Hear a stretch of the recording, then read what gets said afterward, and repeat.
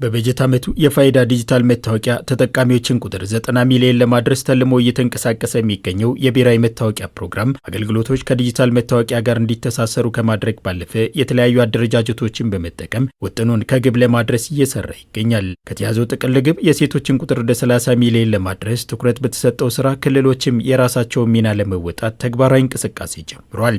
ሴቶቹ ተጠቃሚ እንዲሆኑ ሌላው ማህበረሰብ እንዲያወጣ በንቅናቄም ጭምር ሰርተናል። መድረኮችን እየፈጠርን ሴቶችን እየሰበሰብን ፋይዳ መታወቂያ ያለውን ጠቀሜታ እየገለጽ መታወቂያውን እንዲያወጡ ለነሱ ብቻ ሳይሆን ለልጆቻቸውም ጭምር ግንዛቤ እየፈጠርን የተግባራችን አንድ አካል አድርገን አውርደን እስከ ታች ድረስ ስንሰራ ቆይተናል። ከዚህ ከዲጂታል ከፋይዳ መታወቂያ ጋር ተያይዞ ቀድመን እየሰራን ነው የሚል አመለካከትና ሀሳብ አለኝ ማለት ነው። ምክንያቱም የተለያዩ ስራዎች ሲሰራ ለምሳሌ ከሰላም አንጻር ያው ሀረር የሰላም ሀገር ነች። ከዛ ጋር አንጻር የልማት ስራዎች ከዛ ጋር ተካቶ በእቅድ ተካቶ እየተሰራ ያለበት ሁኔታዎች አሉ ማለት ነው። አመራሩ በሚሰራበት ሰዓት የፋይዳ መታወቂያንም አካቶ እንዲሰራ በእቅድ ገብቶ እንዲሰራ ቀድመን የጀመርንበት ሁኔታዎች አሉ ማለት እንደ ክልላችን። የፋይዳ ዲጂታል መታወቂያ ወጥ መረጃ እንዲኖር ከማድረጉም በላይ ሀገር የያዘችውን ሁሉን አቀፍ የዲጂታል ትግበራን በመደገፉም በጎ ሚና ይኖሯል።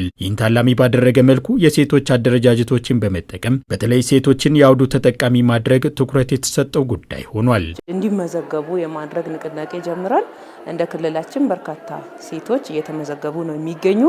ይህን ስራ አሁንም ቢሆን 100% ለማድረስ ክልላችን ላይ የሚገኙ ሁሉም ማህበረሰብ እንዲመዘገብ የተጀመረ ንቅናቄን እየደገፍን ነን ያለነው። የሴቷን ኢኮኖሚያዊ ተጠቃሚነት በማረጋገጡና በተለያዩ ዘርፎች ሚናዋ እንድትወጣ እንዲሁም መብቷን እንድታስከብር የፋይዳ መታወቂያ ያለው ሚና በጥቂቱ የሚታይ አይደለም። በዚህም በበጀት ዓመቱ የተያዘውን ሴቶችን የአውዱ ተጠቃሚ ማድረጉን ስራ ስኬታማ ለማድረግ በዘርፉ ያሉ አረዳዶችን ማድረቅና ግንዛቤ መፍጠር ግድ ይላል። የፋይዳ መታወቂያ እንዲወስዱ ግንዛቤ መስጠት፣ ስለ ፋይዳ መታወቂያ ጥቅም በማስረዳት እንደ ሀገር የተያያዘውን የዲጂታል ኢትዮጵያ ለማሳካት እንደ ክልላችን ግን በጥሩ ደረጃ እየሄድን ያለ።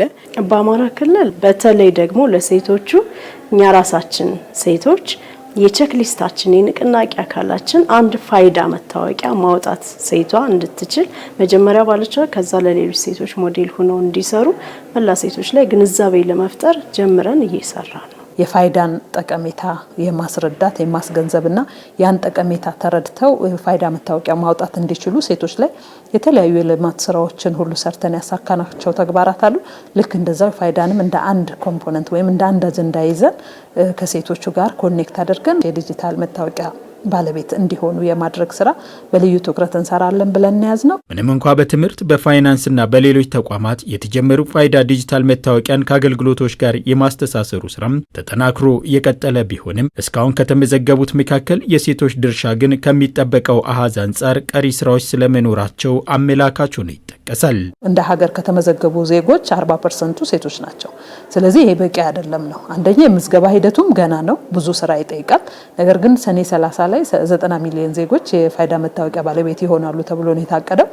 እንግዲህ ከዚህ ውስጥ 50% የሚሆኑት ሴቶች ናቸው ነው፣ ህፃናት አሉ ነው። ስለዚህ እኛም የራሳችንን ኮንትሪቢዩሽን በዚህ መንገድ አድርገን ነገ ፋይዳ ለሴቶች ይዞ የሚመጣውን ተሳትፎና ተጠቃሚነት በማረጋገጥ ደረጃ ለሴቶችም ለህፃናትም በልዩ ትኩረት መስራት አለብን። ይህ እንዳለ ሆኖም በርካታ ዜጎችን በተለይ የገጠሩን ማህበረሰብ ተደራሽ ለማድረግ የግብዓት እጥረት እንዳይኖርና ውጥኑ ግቡን እንዲመታ ትኩረት መስጠት እንደሚገባም ተነስቷል። በእያንዳንዱ ወረዳ በእያንዳንዱ ገጠር ቀበሌ ተደራሽ ይሆናል የሚለው በፋይዳ መታወቂያ ሰሪው በተቋሙ በኩል ጋፕ አይኖር እንጂ እኛ በሴቶች ንቅናቄ በመፍጠርና መታወቂያውን እንዲያወጡ በማድረግ በኩል በእርግጠኝነት ችግር አይገጥመንም። የሚያስቸግረን እንደ ክልላችን ነባራዊ ሁኔታ ገጠር ላይ ያሉ ሴቶችንም ሌሎች ማህበረሰቦችንም ለማስመዝገብ መመዝገቢያው በሁሉም ቦታ ተደራሽ አይደለምና ሴቶችን ከቤት ነቅለን አምጥተን ወደ ማዕከል ለማምጣት ያለ ችግሮች አሉና አሁን ላይ ደግሞ ተደራሽ ከሆነ ሁሉም ሴት ይመዘገባል።